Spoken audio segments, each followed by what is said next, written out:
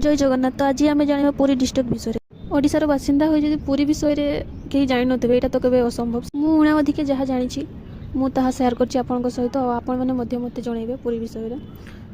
पुरी जगन्नाथ धाम आम समस्त जाचु एठारे प्रभु श्री जगन्नाथ बलभद्र तांको भौणी सुभद्रा पूजा पाँच। तो पुरी गंग डायनेस्टीर राजा अनंत भीम चोड़गंग देव 1200 सेंचुरी यही पुरी मंदिर को निर्माण करते और पुरी मंदिर को व्हाइट पगड़ा कहुए। तो पुरी साइड रही गोल्डन बीच। तो पुरी किसी दूर में रही कोणार्क टेम्पल अर्क क्षेत्र जहाँ कहुए। यह 1300 सेंचुरी निर्मित हुई। कोणार्क को 1984 वर्ल्ड हेरिटेज साइट को एड कर कोणार्क को ब्लैक पगड़ा राजा नरसिंहदेव प्रथम यहाँ निर्माण करते। तापर रही चिलिका माँ कालीजाई टेम्पल 1981 चिलिका को रामसर साइट रे एड करा जायछि। एठा रही सातपड़ा कोच जहाँकि भली डॉल्फिन फेमस।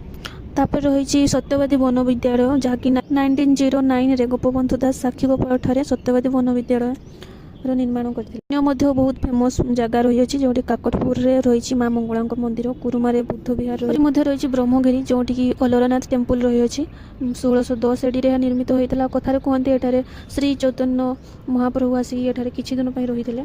तापर रही साक्षी गोपाल जहाँकि गोपीनाथ टेम्पल जो विष्णु को पूजा पाँच। आहरी रही रघुराजपुर जहाँकि पट्टचित्र फेमस। यह जीआई टैग पाई। राजपुर गोटीपुआ नृत्य फेमस। तो पिपिली चांदुआ भी फेमस रही है। तो पिपिली बालीगाँव विलेज जोटा कि प्रभु जगन्नाथ परम भक्त शिरोमणि दसाई ग्राम बोली कहुए। तो यहीपरि पुरी अनेक फेमस स्थान रही। तो आ बाकी जहाँ रहीगला आप मैंने कमेंट रे जनइबे। रोची धन्यवाद।